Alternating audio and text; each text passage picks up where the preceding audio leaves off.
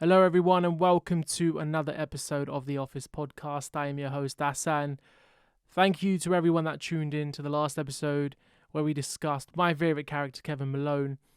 And in today's episode, we're going to be discussing an underrated character, a character who played a pivotal role, and a character that wasn't really liked by a lot of people, but I believe he had a very big part in the narrative of the whole show.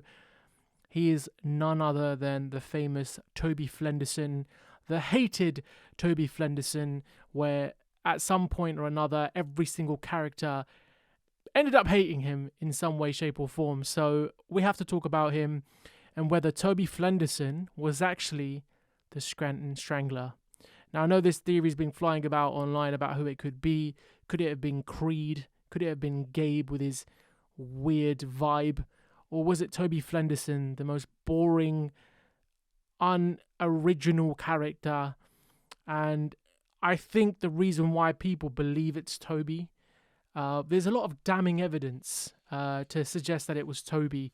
I've actually had to write notes for this one because there's so much stuff online about whether it was him, why it was him, and how everything works out. So, according to the evidence, a gentleman by the name of George Howard Scrub or Scub, I don't know how Toby says it, he says it in a really weird way in the show.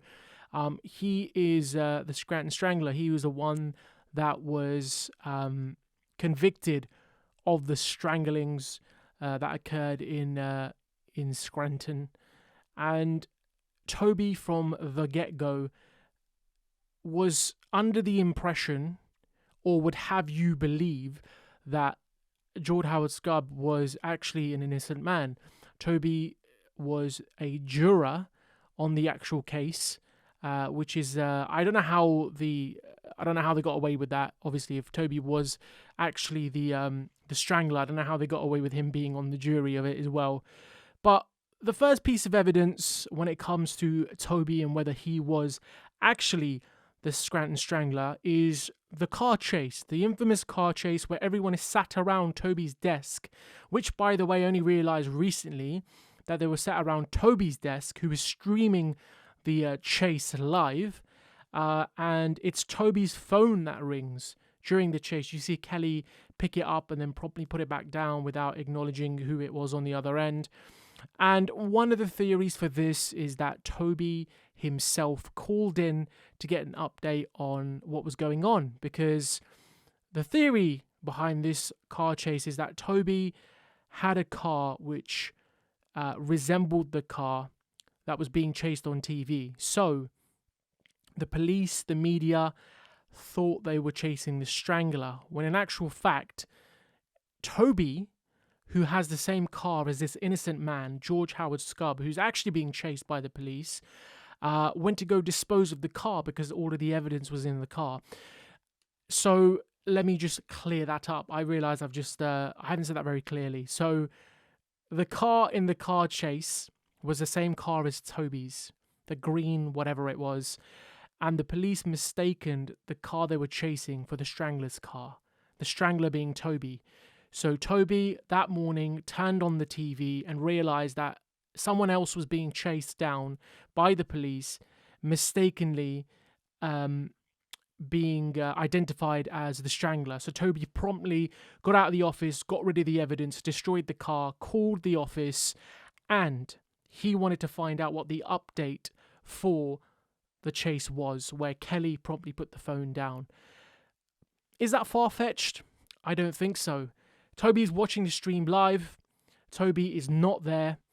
And the second theory is that the car which was being chased, also Toby's car, was seen in a different episode where Michael, Andy, and Dwight are doing parkour in the car park. You see it clearly. The car they jump over is the green car which was being chased during the car chase. And the assumption there is that somebody in the office owns that green car because it's in that car park. Again, is that a far-fetched theory? No. I think Toby definitely fits the bill on this one. Another theory which would suggest that Toby is the Strangler is that he believes that George Howard Scruggs is innocent. He's mentioned it a couple times towards the end when I believe D'Angelo Vickers, aka Will Ferrell, comes in as the new manager for the Dunder Mifflin Scranton branch. He alluded to the idea that George was actually innocent because Toby served on the jury, and I believe even after the episode as well, and throughout the series, he was alluding to the idea that George was actually innocent. He also mentioned it to Nellie, aka Catherine Tate, that he thought that George was innocent. And there's only one reason why Toby would think that, and that's because he knows who the Strangler is. Therefore, Toby is actually the Strangler. There's been other hints as well in the show. You had Toby mentioning his murder mystery novel to Joe, the new CEO of Dunder Mifflin. And you had him talking about the Flenderson Files, which was going to be his podcast series about murder mysteries. So it's Toby's fascination with murder, Toby's weirdness, Toby's almost boring persona is kind of highlighted throughout the show, but I think that's why it's hard for people to believe that he's actually the Strangler. It's hard for people to imagine Toby Flenderson, the most boring character in the show, being the Strangler.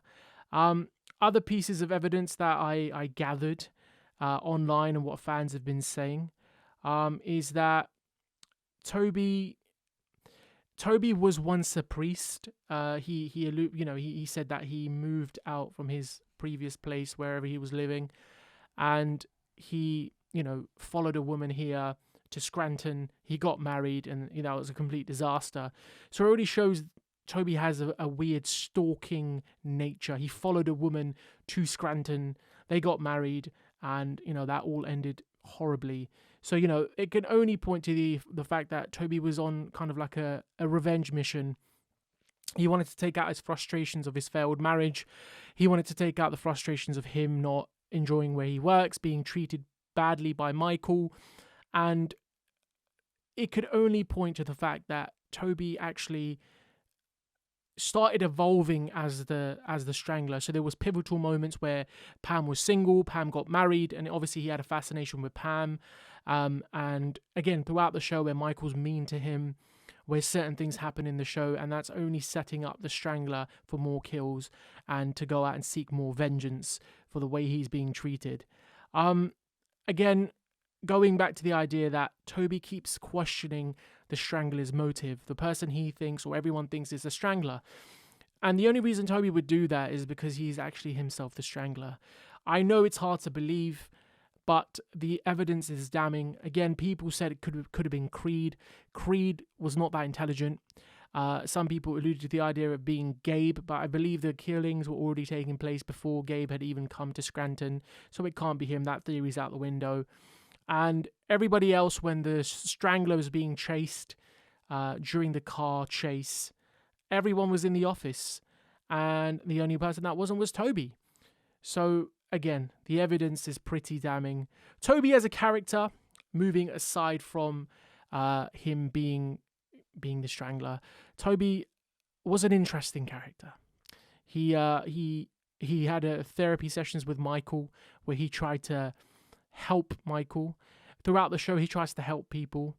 Throughout the show, he has a weird way about him, almost like a psycho serial killer vibe to him. Very, he kind of lacks empathy, very charming in a way. I think Toby has this charm about him. Again, it's not like your typical serial killer charm. It's a very weird kind of charm, but it is a charm. So maybe that was what Toby was going for, the weird antisocial charm that could potentially be the reason why he's a serial killer. And again, throughout the show, the way Toby is written as well, I believe Toby was one of the writers on the, I can't remember his name, his actual name, but I believe he was one of the writers on the show, and he didn't really want to take part in a lot of the acting scenes, but was forced to. And I think it was a genius idea. Again, moving away from the theory, I think Toby he was a boring character, but he did play a very pivotal role, especially in Michael and Holly getting back together. When he was called away to be a juror at the Scranton Stranglers court case, Michael thanked the Scranton Strangler and said, "Thank you, Strangler. You've just taken one more person's breath away." So I think all these episodes link. I think one other sort of clue was when Toby had his accident in, was it Puerto Rico he went to? Or Barcelona? I can't remember where he went. But, we see him in a hospital with his neck badly injured. And then right at the end of the series, when he goes to see George Howard Scrub, whatever his name is, in prison, you've seen that he strangled him. And one last thing on the Strangler theory. So Nellie convinces Toby to go to prison and confront the Strangler because he was one of the jurors on the case. And what I believe, and a lot of fans believe, happened in that court, in the prison, when he was visiting George, was that Toby, I think, was overcome by guilt. And that's the only reason why you'd go see someone, like, how an offender returns to the scene of the crime. I think Toby couldn't help himself. He had to go see that everything was okay. He had to make sure that, George knew that he was innocent and that Toby was actually the reason why all this had happened. So I believe that Toby went to the prison, went to go see George, and he confessed. He told George that he was actually the Strangler, completely confessed everything.